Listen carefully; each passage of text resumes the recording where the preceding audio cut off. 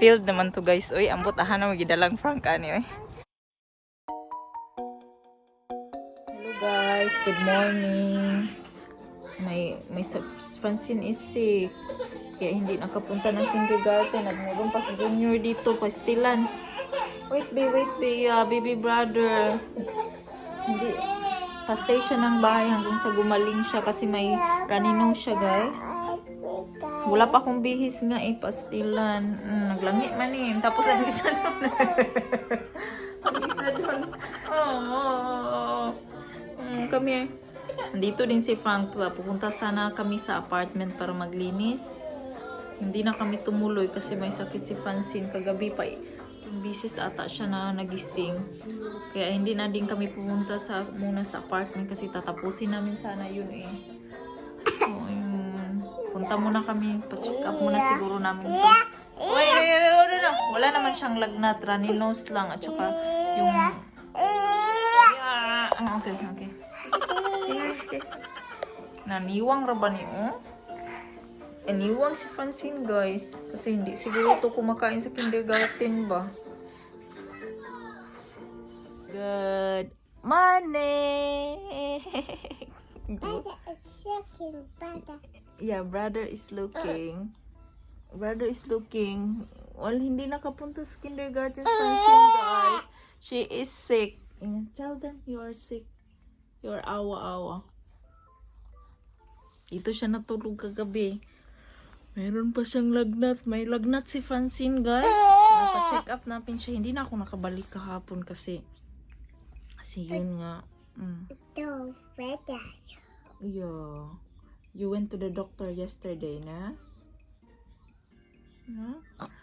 Feeling ko guys na piang ni siya babasi nahulog sa kindergarten bitaw tapos nalisa. Love brother. Ang gubot kay minawong kakagising lang talaga namin.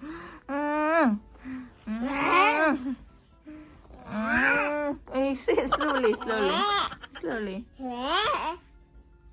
Yeah. Say good morning. Papa, I coffee, Mama. She said make coffee for mama. Coffee. Yeah. So yun nga guys, si Francine ata kay feeling ko na baka nahulog sa kindergarten tapos napiang. Hindi pa naman yan sila maniwala ng mga piang-piang. Kasi ang niresita lang kahapon ng doktor is yung binagyan lang siya ng niresitahan lang siya ng gamot ng pang para sa lagnat at saka yung sa sipon niya. Tapos na, di ba, magkakabahan ako pag mga ganyan ba, mga lagnat-lagnat. Kaya alam mo na, may corona. Tapos feeling ko baka na baka nahulog sa kindergarten kasi umuwi siya before nung nagkasakit siya guys. Umuwi siya dito sa bahay. Napansin ko may scratch siya dito parang ganyan ba, parang kinambrasan guys ba, or parang nakambras ba. Tapos sabi ni Frank baka daw naglalaro sa mga sagbot bushes ba. Then sabi ko naman baka nahulog to ba, then napiang. Kasi hindi pa kasi makasumbong yung bata, hindi pa kasi nakakasumbong. So ayun, nag-alala talaga ako guys. Ayun, tapos kahapon bumaba, nag 38.2 siya, tapos bumaba yung lagnat niya at hanggang ngayon hindi naman bumalik yung lagnat, pero maano mo talaga, mafe-feel mo talaga pa sa kanyang boses na may pa siya, may dinaramdam ba. Kaya alam mo yun guys, alam mo naman pag mga ganyan mag-aalala talaga tayo mga nanay. Kaya kahapon hindi na ako bumalik ng vlog. Tapos ngayon dito pa din siya sa bahay. Mabalik sana kami kahapon ng apartment, diba? Tapos hindi kami bumalik. Ngayon naman, baka si Mr. lang yung mabalik at ako dito lang sa bahay para alagaan sila. No? Kasi ang plano sana kahapon is dalhin siya sa kindergarten at saka kami sa apartment. Pero ngayon, today, awan ko lang kung anong plano namin. Wala namang lagnat si Francine, pero alam nyo na, baka kailangan pa talaga niya ng totally rest. So, let's see. So, ayun guys, muna yung ating Yeah, say good morning! Say good morning, big boy! Big boy. At saka si Francis din, ano pa, nanapan pa namin ng doktor para sa kanyang ulo. Kapita guys, coffee. Ito na yung breakfast ko. At saka yung ano, may ano ako dito. Raisin bread. Yung partner ko sa coffee. Ayan. Kain tayo. Tapos tsaka tayo magsimula ng ating tayo mag-ano sa bahay. Ay, mag-kure-kure. So, kain. But you don't need to be... Kukuy not that you step on his koan. But brother is gonna take that out again. Yeah. Put it like that. No. But brother will pick that anyway. No. Okay? Then he's gonna pick that again. He's gonna...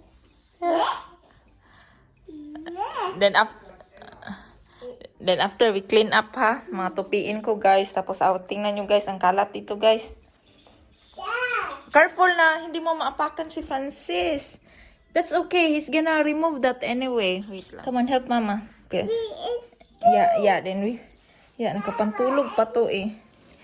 Ano, palinisin ko siya. Ouch! Kay piskot lagi. Oy, katunog ta na sakit. Ha. But clean up first, then mama will go. Okay. Sige. Sige. Sige na. Clean up first. You want TV, right? Gusto niya mag-TV. So, clean up muna. Clean up first. Clean up first. Then mama will... Mama, help you, be. Help mama, be. Help. Do it slowly. Okay. Good. I see. It's awa also. Sakit to pag maapakan mo. Clean up. Clean up. Everything's away. Huh? Okay. There's a hair on that. Dami ko gawin ngayon. Oy. Okay. Yeah. Come on, clean up. Clean up. Clean up. Good. Good job, Francine, guys, no? Tapos nito, bihisan ko. Ano?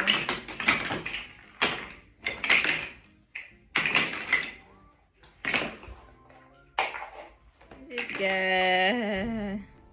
Imaji. Tiki tiki tiki tiki tiki tiki tiki. Tiki tiki tiki tiki tiki tiki tiki. Nabasa oh, sa laway. Nabasa sa laway. Nabasa. Yeah. Yes. Sideway, sideway, sideway. Sideway para yung imong ulo ba.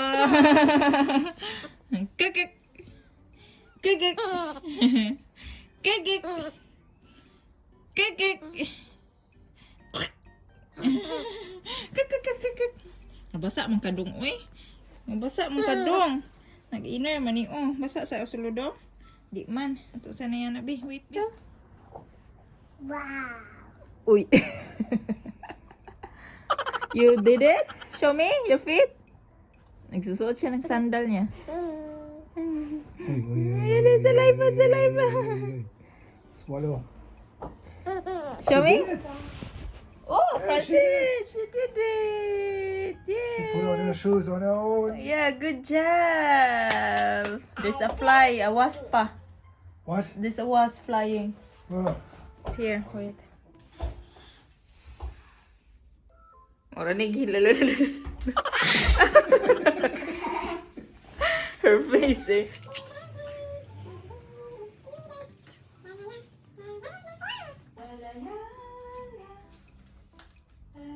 That's how she's doing it. You see that? Wow. Good. Good. Now. Shoot. Hey. Watch. Achtung. Your bum.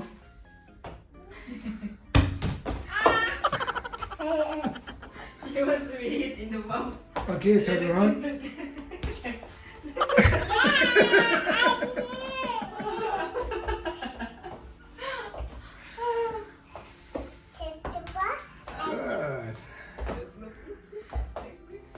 Are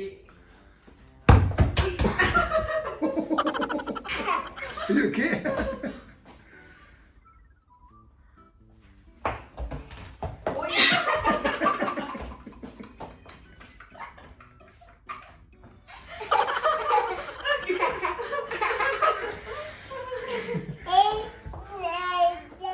No?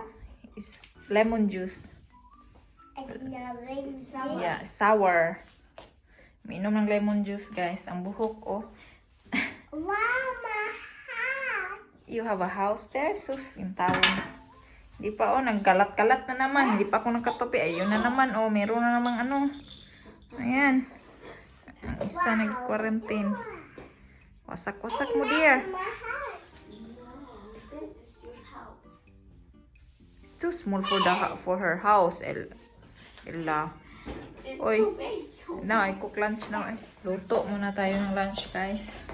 12:33 na. Nagluluto ako, guys. Almost 1 kasi para lahat na makakain. Luto tayo ng lunch. Longganisa lang yung lutuin ko for lunch. Tapos mamaya siguro may lakad kami ni Frank. Hindi ko pa alam kung saan. At siguro hindi ko pa natapos talaga yung ano, guys, bayan box natin. I'm very happy now. Not happy. I'm very parang na ano yung ano ko ba, kabana, si Francine, wala nang lagnat. Kasi kinakabahan ako pag mga ganyan, guys. Lalo na ngayong may COVID ba, may pandemic, katakot. So, longganisa lang yung ipapalunch ko sa mga kids kasi yun lang ang pinakamadali lutuin. Normally, mang good basta pag mga luto-luto talaga na pang malakihang kain talaga. Gabi ko niluluto para andyan lahat ba. So ngayon, magluluto lang ako ng rice at saka longganisa. So, hello guys. Naluto ng ating longganisa. Ang ganda niya pagkaluto ko ngayon. Perfect. 1:20 na. Dadating na yung mga konti-konting minuto na lang. Dadating na yung anak ni Mr. Kasi nagluluto ako, guys, talaga ganitong oras. Kasi hindi kasi ako makain dito ng malamig. Except sa mga anak ko kasi nasanay to si Ella sa malamig, sa Philippines, si Francine din sanay din sa malamig. Then kakain na kami after this, and then alam nyo ba, guys, chika na naman, hindi at nabanggit ko last time, di ba, nagkita kami Ate Susie. Nagtatrabaho kasi yan siya, rente na kasi yun siya, tapos nagtatrabaho siya sa restaurant, tapos sabi ko ka Frank, mag-apply ako ng trabaho, €400 job lang kasi yung allowed sa akin, guys, kasi naka-under motherhood ako at bawal ako mag full-time job. Tapos sabi ko, Frank, magtrabaho kaya ako ng Frank, apply ako ba, tagahugas ng pinggan, guys. Kahit wala nang pili po talaga kasi ang hirap kasi na ka lang ba, madami kasi kaming binabayaran ding bills, diba? Tapos sabi para na din makatulong ako ba, tapos iba talaga yung meron akong motherhood allowance pero hindi naman ganun kalakihan talaga nung habang nagtatrabaho pa ako. Tapos kasi dito, guys, pag nabuntis ka, pwede kang mag 1 year motherhood pero hindi ka pwedeng mag full-time job. Tapos, I think nasuggest nila na pwede ako mag €400 job. Pero hindi ko alam, €400 lang talaga yan. Parang sideline lang ba. Tapos, yun. Sabi ko ka Ate Susie na mag-a-apply sana ako. Sabi niya, sige, pero mayroon na bang magbabantay si Junior? Yun yung problema kasi yung hindi siya weekend. Pag weekend kasi, iba daw yung trabaho, hindi daw yung tagahugas. Hindi man ako makapagtrabaho pa na nasa cashier o ganyan, guys, kasi hindi man ako marunong mag-Deutsch. Marunong ako pero basic lang. Tapos ang alam ko man lang na Deutsch ay mga basic lang naman. So sabi ko sa kanya na sabi niya, sinuggest niya na €400 job lang daw talaga yung dapat gawin ko. Hindi ako mag-full time kasi naman kasi kung mag-full time naman kasi ako, guys, kasi nag-full time job ako before, di ba? Ang tax ko naman na binabayaran ang laki kasi kung sa amin mag-asawa, ang si Frank yung maliit lang ang tax na binabayaran o walang tax na binabayaran kasi married kami eh din. Ako yung may tax na malaking binabayaran kasi yung sahod ko hindi naman kalakihan. And since kung sino sa inyo yung mas malaki ang sahod, yun dapat yung naka-tax number 3. I'm not sure about the tax. Basta yun yung alam ko noon din. So nagsuggest siya, dapat daw 100 euro job lang talaga ako kasi may 4 daw kung anak inalagaan dito sa bahay. Na ano nga siya, na kaka-proud ka kasi 4 kids. Wala kasi siyang anak. 4 kids daw yung inaalagaan ko. Then sabi ko sa kanya, din sabi niya, andyan pa yung stepdaughter mo ko na, oo, andun sa bahay ate. Tapos nakaano daw siya, nakaka-proud daw kasi na nababalance ko daw ba guys na kuan. Tapos maghahanap pa daw ako ng trabaho. Ayoko naman kasing umasa lang kay Frank kasi kawawa naman kung lahat na lang ng mas mabuti din yung nakatulong ka, diba? And then yun, mag-apply ako ng guys, tagahugas ng pinggan, pero wala pa akong sure kung kasi si Junior, sino naman magbabantay sa kanya, diba? So ayun, plano ko mag-apply talaga ng tagahugas. Okay lang sa akin kahit tagakudkod ng toilet. Uy, wala talaga akong pili sa trabaho. Noon kasi guys, ang trabaho ko, you don't like this? I want Here. Like that. So ayun. Kain muna tayo guys. I-update ko kayo pag ano na mangyari sa ating pag-apply. Siguro pag ano na lang no. Kasi sa atis, kapitbahay lang naman kami. Pero laging busy yun guys. Kahit walang anak. Rente na nakapensyon na. Pero nagtatrabaho pa din na sipag. Then sabi niya sa akin, pag ready na daw ako, pag meron na daw akong naset na daw si Junior, kasi si Francine, di ba, okay na siya from 8:30 to not that. Okay. From 9:30 to, from 8, iskot Miss Francine. Not that one. Baby, give me. bacon. Big? You want big? See? This one?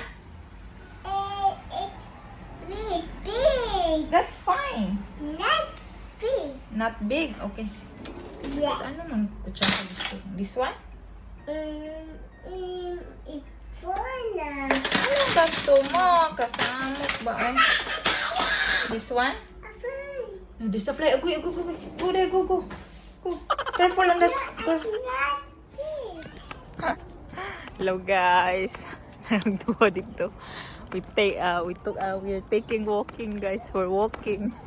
Galing kami sa sa shop ng malayo na to actually, pero sabi ni Frank may shortcut daw. Buang ni si Frank ko.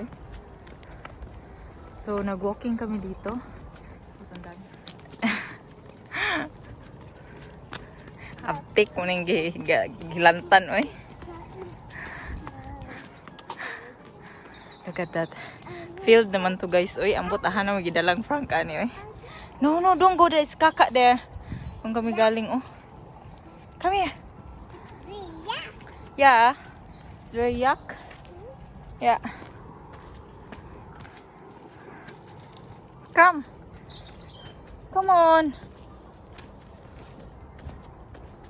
Mahilig sila mag-walking dito guys. Oy, lalo na pag pag near sa mga fields, mga kuan ba, kasalasangan. Hangaka oy. So yun na lang. Anong ma-enter tani? Gabi na dito. Mag-walking pa din kami. Is that houses there, baby? Yeah, na, but looks like a kuan eh. New, so new. Yeah, na? Used to be all fields. They are building more in the back. Yeah, it's like but like Philippines na? Subdivision. Philippines.